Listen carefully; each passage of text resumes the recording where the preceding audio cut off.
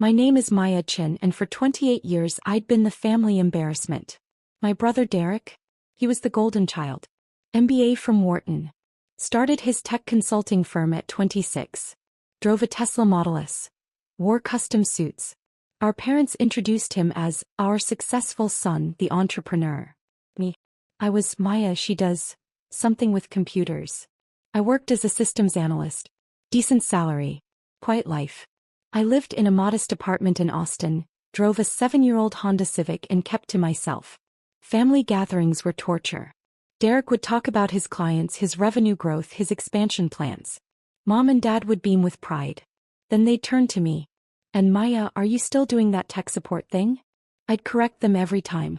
Systems analysis. I design database architectures for. That's nice, honey, Mom would interrupt. Derek, tell us more about your new office. Derek's company, Apex Consulting Group, had grown to 43 employees. They occupied the entire third floor of the Crawford Building in downtown Austin. Glass walls. Standing desks. A cappuccino machine that cost more than my monthly rent. We're scaling fast, Derek would say at every family dinner. Revenue hit $8.2 million last year. On track for $12 million this year. What they didn't know was that I'd been watching Derek's business for years. Not because I was jealous. As I was worried. Derek was brilliant at sales. Terrible at operations. His company burned through cash like wildfire. High overhead. Excessive spending on client entertainment. Lease payments that made my eyes water. But I said nothing. I was just the disappointment. What did I know about business? In 2019 I made a decision that would change everything. The Crawford Building went up for sale. The owner, Margaret Crawford, was 86 and wanted to retire. The building was a boutique commercial property. 6 floors, prime downtown location, occupied by 4 businesses including Derek's company. Listed at $14.2 million. I'd been saving and investing since college. Living below my means. Maxing out my 401k. Building a portfolio. By 2019 I had $3.8 million in liquid assets. Not enough to buy the building outright, but enough for a substantial down payment. I met with Margaret personally. We talked for 3 hours over tea in her penthouse apartment. Why do you want this building? She asked. Long-term investment, I said. Stable tenants. Good location. And I hesitated. My brother's company is one of your tenants. I want to make sure he has a stable landlord. Margaret smiled. You're protecting him. He doesn't know that. And I'd like to keep it that way. We structured the deal through an LLC, Crawford Properties Holdings. Margaret carried a note for $10.5 million at favorable terms. I put down $3.7 million. The building cash flowed immediately. Rent from the 4 tenants covered the mortgage, property taxes, and operating expenses with $8,200 monthly surplus. Derek's company paid $34,000 per month for their third-floor space. Market rate. Fair deal for both sides. He never knew his little sister owned the building. I kept working my systems analyst job. Kept driving my Honda. Kept being the family disappointment at dinners. But every month rental income flowed into Crawford Properties Holdings. Every year the building appreciated. By 2024, the property was valued at $18.6 million. And Derek still had no idea. In early 2024, Derek announced his latest plan at Sunday family dinner. We're expanding to the 4th floor, he declared, cutting into his steak. Apex is hiring 20 more people. We need the space. Mom clapped her hands. That's wonderful, honey. Dad raised his glass. To Derek's continued success. I said nothing. Because Derek hadn't asked building management about the 4th floor. I knew because I was building management. The 4th floor was occupied by a law firm on a 5-year lease that didn't expire until 2026. The landlord's some LLC, Derek continued. Total absentee owner. I'll just offer them more money. They'll break the law firm's lease. Easy. My stomach tightened. But I stayed quiet. Maya, Mom said, turning to me. How's your little job? It's fine, I said. Still doing computer stuff? Dad asked. Database architecture, I corrected. Derek smirked. Mom, Dad, Maya works in IT. She's basically tech support. Resets passwords, fixes printers. Right, sis? I met his eyes. Something like that. You know, Derek said, leaning back, I've been thinking. Maya, maybe you should come work for me. I could use someone to manage our tech. It's not real business work, but it's better than whatever you're doing now. The offer hung in the air. Mom and Dad looked excited. Administrative work, Derek clarified. Maybe $55,000? That's probably more than you make now. I made $186,000 as a senior systems analyst, plus another $96,000 annually from the building's cash flow. I'll think about it, I said. Derek grinned. Let me know. I'm doing you a favor, really. It'd be nice to have family around, even if you're not exactly executive material. 2 weeks later, Derek called me. Hey Maya, quick question. You work from home sometimes, right? Yes, I said. Perfect. So you don't really need an office. Here's the thing, we're bursting at the seams at Apex. I'm converting the small conference room into workspace for 2 new hires. But I need somewhere to put some equipment temporarily. Okay, I said slowly. There's this tiny office on our floor. Like 120 square feet. We've been using it for storage, but it's technically vacant. I'm going to move our old servers and some filing cabinets in there. Should be fine, right? The tiny office he was talking about was my office. When I bought the building, I'd kept one small space for myself. Officially, Crawford Properties Holdings leased it. I used it maybe twice a month to handle building business, review financials, meet with the property manager. It was quiet. Private. Derek, I think that office might be. It's just sitting empty, he interrupted. Total waste of space. Don't worry, I already talked to property management. They said it's cool. He hadn't talked to property management. He'd sent an email that my property manager forwarded to me with a note. How do you want me to respond? I'd replied, stall him. But Derek had taken silence as approval. I arrived at the Crawford building on a Tuesday morning. I needed to review some lease documents and sign off on a roof repair estimate. When I stepped off the elevator onto the 3rd floor, I froze. My office door was propped open. Inside, 2 workers were assembling metal shelving units. Boxes of old equipment were stacked against the walls. My desk was shoved into the corner, covered with Derek's company files. I walked inside. Excuse me, what's happening here? One of the workers shrugged. Boss said to set up storage. You need something. Before I could answer, Derek appeared in the doorway. Maya. He looked genuinely surprised. What are you doing here? This is my office, I said quietly. Derek laughed. Your office? Maya, you don't work here. This building is commercial space. You can't just claim an office. I lease this space, I said. From who? Derek crossed his arms. Come on, sis. I know you're struggling, but you can't squat in my building.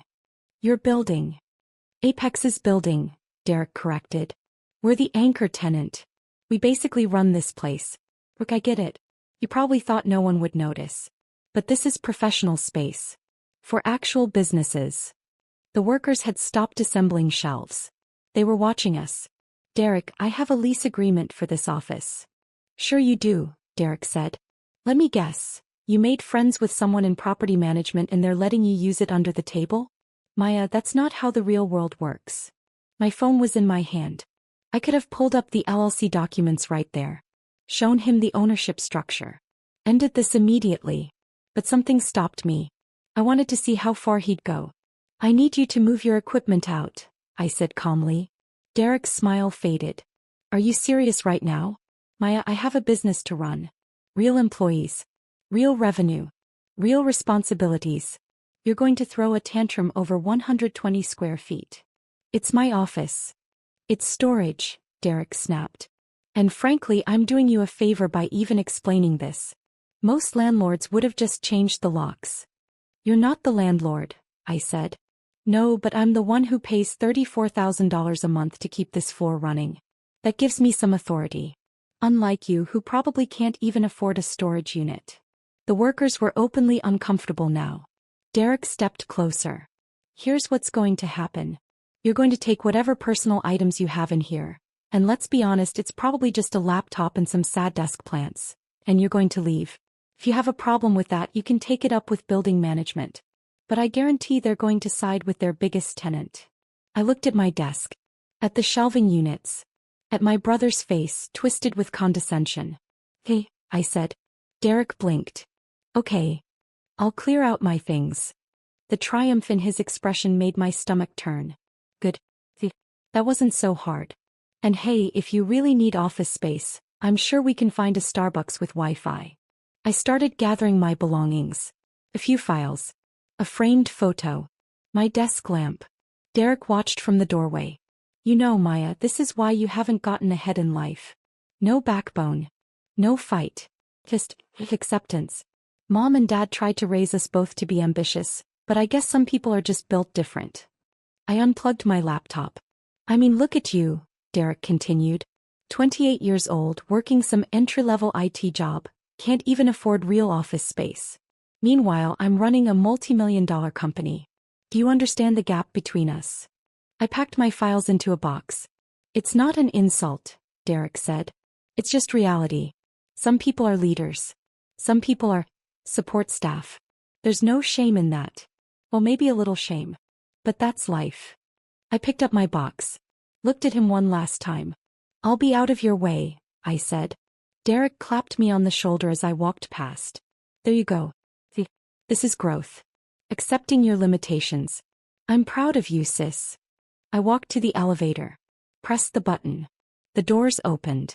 As they closed, I pulled out my phone. Opened my email. Found the message from my property manager. Still want me to stall Derek on the 4th floor expansion? I typed a response. No. Send him the formal lease denial. And prepare eviction paperwork for his company. 30-day notice. Effective immediately. I hit send. Then I called my attorney. Rachel, it's Maya. I need you to draft a formal lease termination for Apex Consulting Group. Yes, the whole floor. Breach of lease terms. Unauthorized use of non-leased space. Hostile behavior toward building ownership. I want it delivered by process server tomorrow morning at 8 a.m. I didn't sleep much that night. Not because I was nervous. Because I was meticulous. I reviewed every document. Every lease clause. Every email Derek had sent to property management over the years. The evidence was clear. Apex Consulting had made unauthorized modifications to their space without approval. Accessed and occupied non-leased areas. Repeatedly ignored property management communications. Failed to maintain required insurance coverage discovered in my review. Any one of these was grounds for lease termination. At 7:45 a.m., I sat in my car across the street from the Crawford building. I watched the process server enter. Watched him take the elevator to the 3rd floor. At 7:58 a.m. my phone rang. Derek. I let it go to voicemail. At 8:03 a.m. he called again. Voicemail. At 8:07 a.m. a text, call me now. At 8:11 a.m. another call. This time I answered. What the FUVK, Maya? Derek's voice was shaking. Did you do this? Do what? I asked calmly. Some guy just served us with an eviction notice. Says we have 30 days to vacate. This is insane. I'm calling a lawyer. You should read the notice carefully, I said. It outlines the lease violations. Lease violations? We're the best tenant in this building. We pay on time. He stopped. Wait. How do you know about the notice? Maya. What did you do? I took a breath. I didn't do anything, Derek. Crawford Properties Holdings LLC made a business decision to terminate your lease. Silence. Then, what the hell is Crawford Properties Holdings? The company that owns the building you're standing in.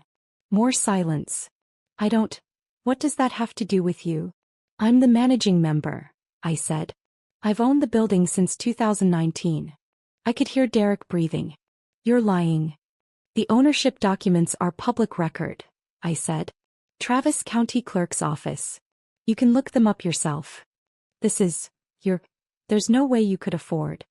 I purchased it for $14.2 million with seller financing. The building's current value is approximately $18.6 million. Your company pays $34,000 monthly in rent. Well paid. Past tense now. Maya. His voice cracked. You can't do this. We have 43 employees. We have clients. We have contracts. We can't just move in 30 days. You should have thought about that before you kicked me out of my office. That was a storage room. It was leased space, I said. To my LLC. You occupied it without authorization. You also accessed the fourth-floor stairwell last month without permission, made modifications to the HVAC system without approval, and failed to maintain the required $2 million liability insurance policy as specified in Section 7.3 of your lease. How do you? I'm the landlord, Derek. I know everything that happens in my building. I could hear him breathing heavily. Please, he said finally. Maya, please. I'm sorry about yesterday. I was stressed. I didn't mean those things. You can have the office back. You can have 2 offices. Just, please don't do this. The eviction stands, I said. Our business will collapse. Derek shouted. Do you understand that? We can't find new space in 30 days. We'll lose clients. People will lose their jobs. You're destroying everything I've built. No, I said quietly. You built your business on leased space. You never owned the foundation. And you treated the person who actually owned it like garbage. I'm your brother. Yes, I said. You are. The brother who called me support staff. Who said I had no backbone. Who offered me a $55,000 job as a favor when I make $186,000 a year. Who mocked me at every family dinner for 12 years. The brother who told mom and dad I was the family embarrassment. Who said I'd never amount to anything. Who kicked me out of my own building. Derek was crying now. I could hear it. I'll tell mom and dad, he said. They'll make you stop. Tell them what? I asked. That the daughter they've ignored for years owns a $18.6 million commercial property? That the disappointment has been your landlord for 5 years? Go ahead. I'd love to hear that conversation. You're destroying me, Derek whispered. No, I said. I'm running my business. Just like you taught me. I'm making a decision based on what's best for my asset. You're a problematic tenant. You're being removed. It's nothing personal. Just business. I hung up. At 9:47 a.m., exactly as I'd expected, the calls from mom and dad started. I let them all go to voicemail. By noon I had 47 missed calls and 89 text messages. Mom, Maya Renee can call me right now. Dad, what did you do to your brother? Derek, I'll sue you for everything. Mom, how could you be so cruel? Derek, please, I'm begging you. Dad, this family is falling apart because of you. Derek's business partner Aaron, we need to talk. Please. I was sitting in a coffee shop reviewing the lease termination with my attorney on Zoom. They have any grounds to fight this? I asked Rachel. She shook her head. The lease violations are clear and documented. They occupied non-leased space, made unauthorized modifications, and they're 2 months behind on their insurance requirement. Any judge would uphold this termination. How long before they're actually out? If they comply, 30 days. If they fight it, we'll have them forcibly removed in 45 to 60 days. But fighting it will cost them $40,000 in legal fees they can't afford. My guess? They'll negotiate. What kind of negotiation? They'll beg you to let them stay. Offer to pay more rent. Promise to be model tenants. Derek will probably offer you equity in his company. I smiled. His company that's about to implode because they have no location? Exactly. My phone rang. I answered this time. Maya Renee Chin. Mom's voice was shaking with rage. What is wrong with you? Hi, Mom. Don't you hi Mom me. Derek is in tears. His entire company is falling apart. And you're doing this to punish him over some office. I'm terminating a lease with a problematic tenant. He's your brother. Yes, I said. And for 28 years, you've made it very clear which child you value more. I'm simply running my business. Your business. Mom laughed bitterly. Maya, stop this fantasy. You can't afford to own a building. Is this some scam? Did you forge documents? Because Derek's lawyer is going to. Mom, I bought the Crawford building in 2019 for $14.2 million. I've owned it for 5 years. Derek's company has been paying me $34,000 monthly in rent. That's $2.04 million I've collected from him over the years. You can verify all of this through public records. Silence. You're lying, Mom finally said. But her voice was uncertain. Travis County Clerk. Property Records. Crawford Properties Holdings LC. I'm the registered agent. How? Where did you get $14 million? I didn't need $14 million. I needed $3.7 million for the down payment. I've been saving since college. Investing. Living below my means while Derek drove his Tesla and you bragged about his success. But you're just tech support. I finished. That's what you call it, right? I'm a senior systems analyst, Mom. I design database architectures for Fortune 500 companies. I make $186,000 a year, plus another $96,000 annually from the building cash flow. I could hear her breathing. Why didn't you tell us? She whispered.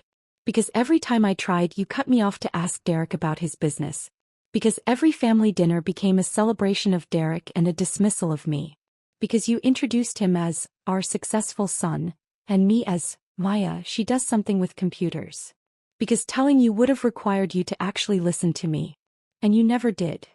Maya, that's not fair. Derek called me support staff on Sunday. Offered me a $55,000 job as charity. You and Dad laughed. You thought it was generous.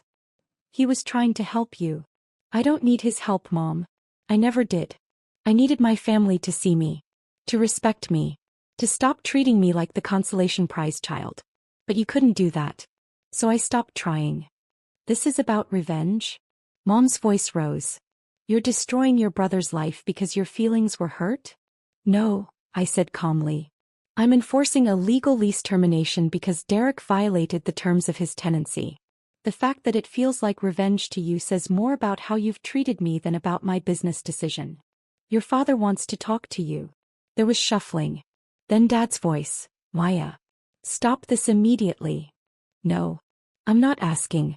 I'm telling you. You will reverse this eviction, you will apologize to Derek, and you will offer him favorable lease terms to make up for this embarrassment. Or what? I asked. Or you're no longer part of this family. The words hung there. I laughed. Real laugh. Dad, I haven't been part of this family for years. You just didn't notice because you were too busy being proud of Derek. We are proud of Derek. He built something. He took risks. He built something on land I own. Using rent money I collected.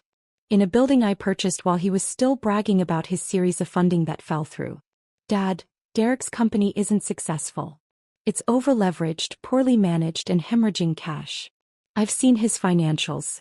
He's 3 months from insolvency even with his current location. You're lying. His overhead is $126,000 monthly. His average revenue is $180,000.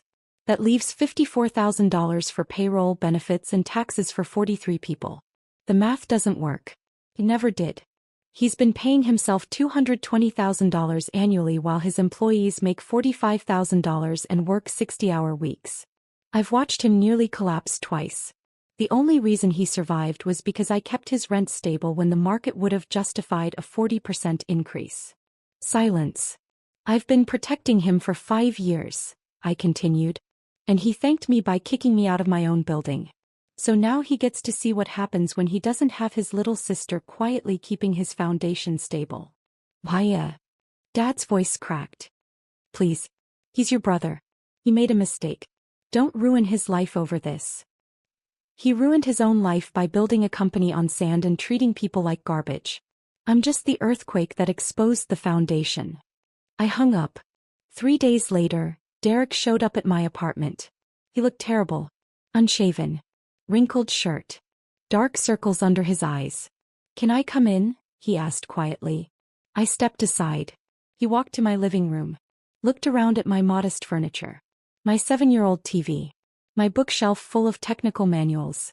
You really do live like this, he said. It's not an act. Why would it be an act? Derek sank onto my couch. Put his head in his hands. I spent the last 3 days going through everything. The property records. The purchase documents. It's all real. Yes. You've owned my building for 5 years. Yes. And you never said anything. Would you have listened? I asked. Derek looked up at me. His eyes were red. Probably not. I sat in the chair across from him.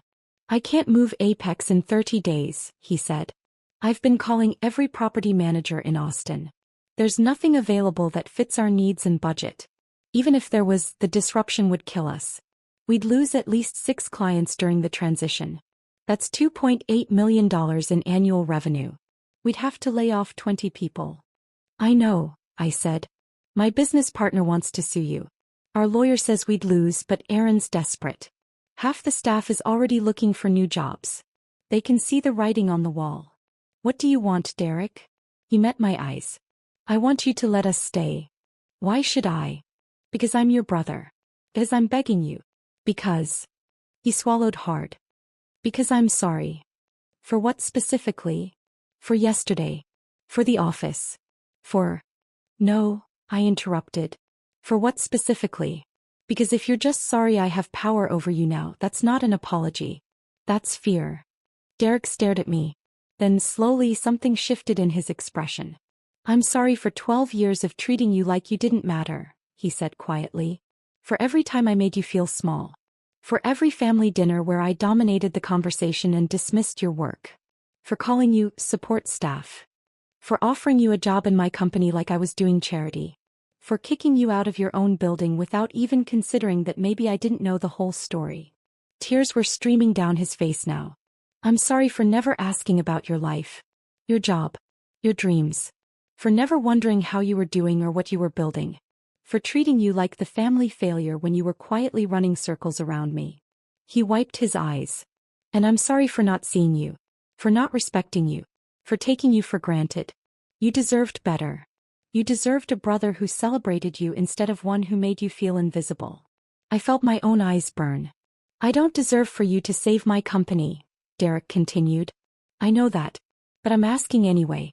Not because I have any right to. But because I'm desperate and I have 43 people counting on me and I have nowhere else to turn. I stood up. Walked to my kitchen. Poured 2 glasses of water. Brought them back.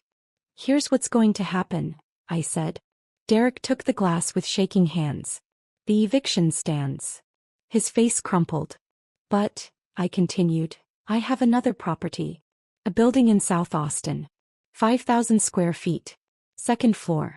It's currently vacant. Market rate rent is $28,000 monthly. I'll lease it to you for $22,000. Derek looked up. That's a $12,000 monthly reduction from what I'm paying now. Yes. But there are conditions. Anything.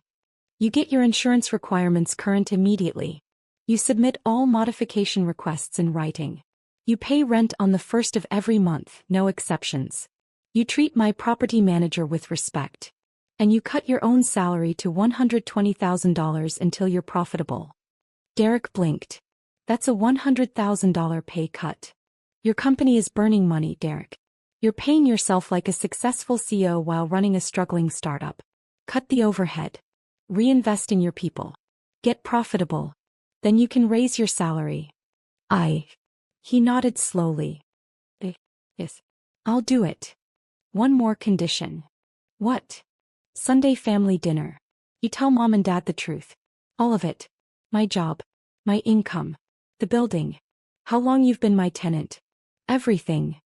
Derek swallowed hard. They're going to be devastated. Good, I said. Maybe they'll finally see me. That Sunday, Derek and I arrived at our parents' house together. Mom opened the door. Her eyes were puffy. She'd been crying. Maya, sweetheart. Let's eat first, I said. Then we'll talk. Dinner was silent. Awkward. Dad couldn't look at me. Mom kept starting to speak, then stopping. Finally, over coffee, Derek cleared his throat. Mom, Dad, I need to tell you something. They looked at him. For the past 5 years, I've been renting office space from Maya. Mom frowned. What do you mean? The Crawford building. Where Apex is located. Maya owns it. She bought it in 2019 for $14.2 million. She's been my landlord this entire time. Dad's coffee cup froze halfway to his mouth. That's impossible, Mom said. Maya doesn't have that kind of money. She does, Derek said. She's a senior systems analyst. She makes $186,000 annually. plus another $96,000 from the building cash flow. She's been successful this entire time. We just never asked. But, Mom looked at me. You drive a Honda. You live in that small apartment. You never. I live below my means, I said quietly. I invest. I save. I build wealth. Just because I don't advertise it doesn't mean it doesn't exist. Why didn't you tell us? Dad asked. I tried, I said. Every family dinner. Every phone call. But you cut me off to talk about Derek. You introduced me as Maya. She does something with computers while calling him our successful entrepreneur. You made it clear whose achievements mattered. Mom's hand went to her mouth. Last week, Derek continued, I kicked Maya out of her office in the building she owns. I called her support staff. I told her she had no backbone. I mocked her in front of my employees. Derek. Dad's voice was strained. She evicted my company. Legally. Rightfully. And I deserved it. Derek looked at me. But she's giving me a second chance. A new space. Lower rent. Better terms. Because unlike me, she actually values family. Even when that family has treated her like garbage for 12 years. The table was silent. Mom stood up abruptly. Walked to where I was sitting. Pulled me into a tight hug. I'm so sorry, she whispered. I'm so sorry, baby. I felt the tears come then. All the years of being invisible. Being dismissed. Being the afterthought. Dad stood too. Wrapped his arms around both of us. We failed you, he said, his voice breaking. We were so proud of Derek's flash that we didn't see your foundation. Forgive us. Please. Apex Consulting moved into their new space in May 2024. Derek cut his salary. Laid off 3 executives who were dead weight. Promoted 2 hardworking junior staff to senior roles. Got profitable in 4 months. He paid rent on time. Every month. First of the month. No exceptions. Mom and Dad came to my apartment in June. Spent 3 hours asking about my work. My investments. My dreams. Actually listening. They started introducing me differently. This is our daughter Maya. She's a systems analyst and a real estate investor. She owns commercial property in Austin. In August, the law firm on the 4th floor of the Crawford building didn't renew their lease. Derek's company was ready to expand. I approved his request for the additional space. Fair market rate. Professional terms. At Sunday dinner, Derek stood up with his wine glass. A toast, he said. To my sister Maya. My landlord. My teacher. The person who showed me that real success isn't about flash. It's about foundation. I'm proud to be your tenant. And even more proud to be your brother. Mom and Dad raised their glasses. I smiled. To family, I said. The one you're born with. And the one you build. We drank. And for the first time in 12 years I felt like I was actually at the table.